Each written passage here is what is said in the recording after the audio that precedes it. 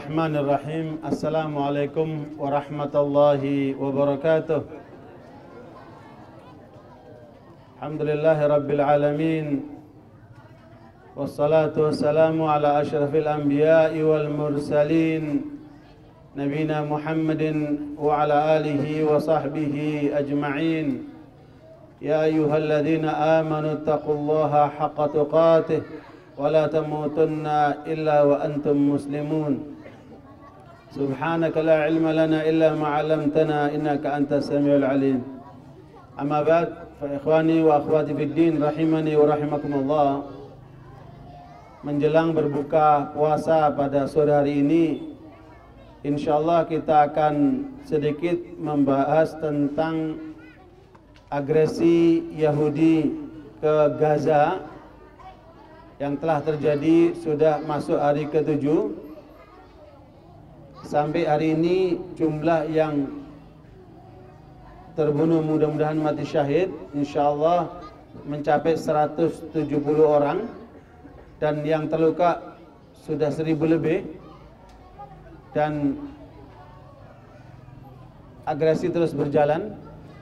Mudah-mudahan Allah SWT menyelamatkan saudara-saudara kita di Gaza, dan sekaligus para mujahidin di sana mampu untuk melawan agresi Israel Yahudi ini, karena kejahatan mereka adalah luar biasa di hadapan umat manusia di dunia, tanpa mampu mereka bisa berbuat sesuatu. PBB yang selama ini setiap kali ada agresi turun dengan mengirim pasukan di Kuwait, di negeri Teluk dan yang lainnya, tetapi apa yang terjadi dengan perilaku kaum Yahudi Zionis ini, justru mereka tidak bergerak, meskipun mereka telah menyatakan apa yang terjadi dalam bentuk agresi kaum Yahudi Zionis ini adalah merupakan pelanggaran HAM berat. Tetapi itu hanya sebatas ucapan, pernyataan, kondem, dan lain sebagainya, tanpa dilakukan suatu langkah-langkah nyata. Begitu pula negeri-negeri Arab Muslim yang kemudian tidak banyak berbuat. Mereka paling-paling mengirim dana 200 juta real untuk bantuan melalui Hilal Ahmar yang dikirim pihak Saudi. Sementara yang lainnya masih berbentuk rapat-rapat. Sekalian, yang perlu disadari bahwa kaum Yahudi Zionis ini bukan kali pertama ini mereka menyerang. Perjalanan panjang klaim kaum Yahudi bahwa Palestina merupakan hak tanah nenek moyang mereka yang dijanjikan oleh Tuhan. Itu semua adalah klaim palsu, karena apa yang kemudian perlu kita perhatikan bahwa Palestina adalah wilayah umat Islam. Hak tanah Palestina adalah hak umat Islam. Karena kalau mereka menyebutkan lewat Taurat bahwa ini adalah warisan Nabi Ibrahim, perlu diketahui bahwa Nabi Ibrahim bukan penduduk asli Palestina. Nabi Ibrahim adalah penduduk Irak yang memimpin masyarakat Kan'aniyin. Sementara penduduk asli Palestina adalah namanya Yabusiyin. Mereka kabilah Arab yang kemudian datanglah Nabi Ibrahim alaihissalam ke Palestina dengan istrinya Sarah, dan ditinggal di sana tanpa memiliki tanah. Kalaupun kemudian diyakini dia sebagai pemilik utama Palestina, jangan lupa anak pertama yang lahir dari Nabi Ibrahim siapa? Nabi Ismail, bukan Nabi Ishak. Nabi Ismail adalah putra pertama Nabi Ibrahim, yang kemudian oleh Nabi Ibrahim dibawa ke Mekah bersama ibunya. Rabbana inni askantu min dzurriyyati biwadin ghairi dzi zar'in 'inda baitikal muharram rabbana liyuqimus shalah. Makanya sekaligus pelajaran kepada kita Bapak Ibu sekalian yang sudah punya anak, Perhatikan misi utama punya anak, kata Nabi Ibrahim, adalah untuk agar anak-anak itu menegakkan sholat. Bukan supaya jadi insinyur, bukan supaya jadi dokter, supaya jadi pegawai atau kemudian jadi pengusaha dan seterusnya. Tetapi tujuan supaya anak-anak kita itu mereka menegakkan sholat seperti yang diterangkan oleh Nabi Ibrahim alaihissalam. Bapak Ibu saudara sekalian, Nabi Ismail alaihissalam adalah keturunan pertama Nabi Ibrahim. Dari Nabi Ismail lah lahirnya Nabi Muhammad sallallahu alaihi wasallam. Makanya apa yang terjadi dengan ajaran Islam yang dibawa oleh Muhammad merupakan kelengkapan dari seluruh agama-agama yang dibawa oleh Nabi sebelumnya, dan semuanya membawa Islam.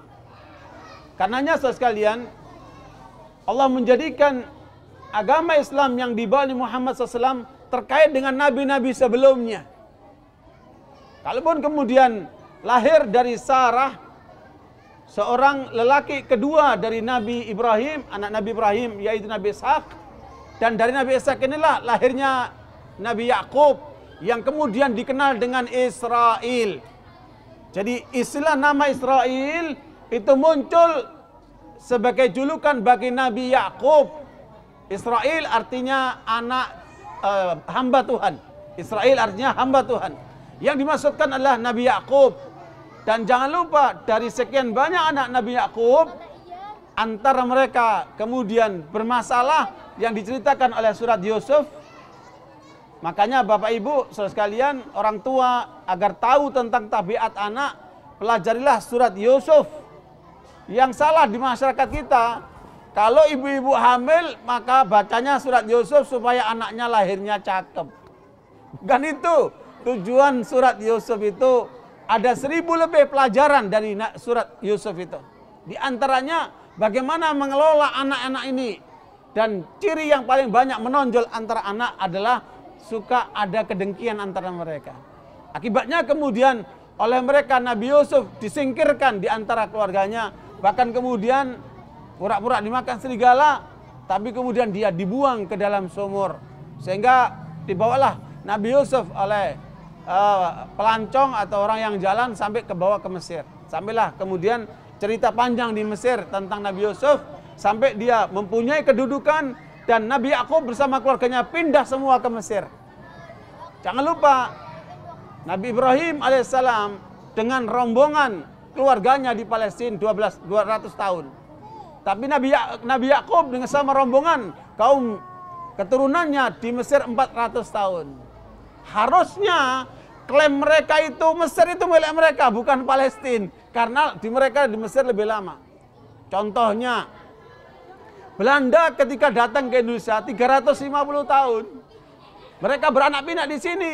Apakah kemudian Belanda berhak mengatakan Indonesia itu milik kami? Nggak ada hak mereka mengatakan seperti itu.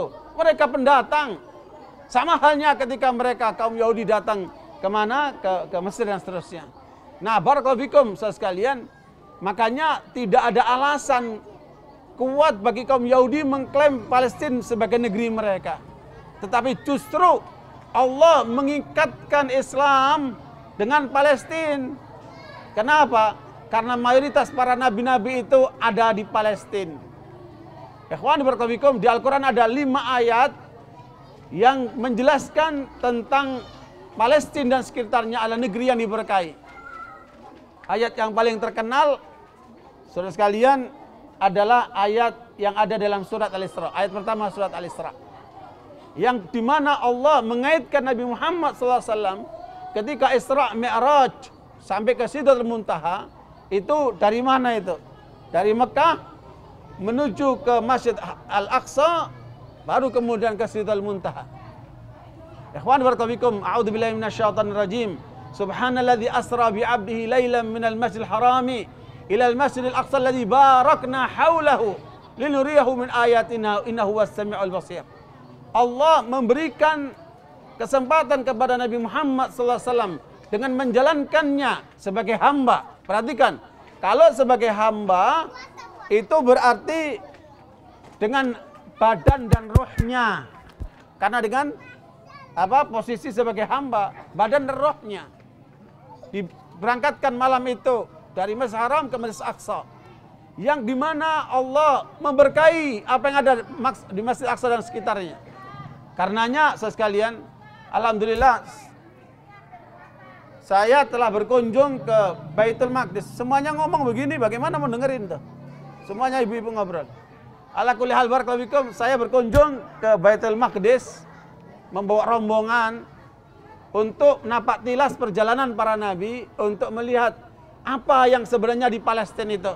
Ternyata saudara sekalian, betul-betul seperti kata Allah, alladzi barakna haulahu, Palestina negeri yang diberkahi oleh Allah. Apa buah-buahan yang ada di sana? Itu buah-buahan terbaik di dunia. Ya, di sana ada apa? Delima. Di sana ada zaitun. Di sana ada kurma. Di sana ada anggur. Buah-buah yang luar biasa. Dan saya lihat suburnya Palestina itu luar biasa. Tidak ada negeri Arab yang sesubur Palestina itu. Makanya ketika Yahudi menghendaki negara Palestina itu, sebelum mereka punya negara Palestina, oleh Inggris ditawari untuk dikasih Kongo, dikasih Uganda, dikasih Siprus. Mereka menolak, kami mau Palestina. Saudara sekalian, bagaimana ceritanya ketika kemudian Islam mampu menguasai Palestina? Yaitu pada masa Umar bin Khattab radhiyallahu anhu.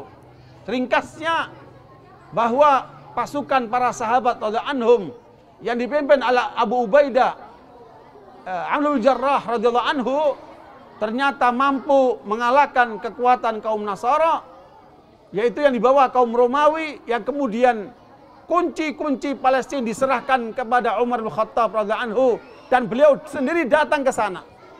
Sekalian, saya berkunjung ke Palestina, saya bangga dengan Islam. Kenapa? Pusat-pusat Kristen dalam bentuk gereja, termasuk di Nazaret, Nasiria, itu tempat lahirnya Nabi Isa. Gereja itu tidak dirobohkan, tetap seperti itu.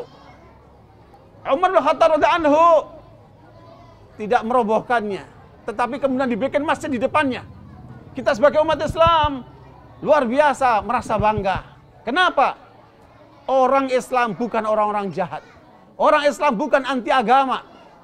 Ya ayyuhal kafirun la a'budu ma ta'budun. Kalau kamu mau ibadah dengan keyakinan mereka kalian, silakan saja. Makanya Umar bin Khattab radhiyallahu anhu tidak meruntuhkan gereja ini, tetapi mereka membuat masjid di depannya. Saya sempat lihat gerejanya, saya sempat sholat di masjid ini. Dikenal dengan Masjid Umar bin Khattab. Barakallahu fikum Bapak Ibu sekalian. Di Golgota, tempat disalibnya Nabi Isa, yang sekarang dikultuskan oleh orang-orang Kristen itu, Umar bin Khattab datang ke situ. Dan saya masuk ke tempat Golgota ini.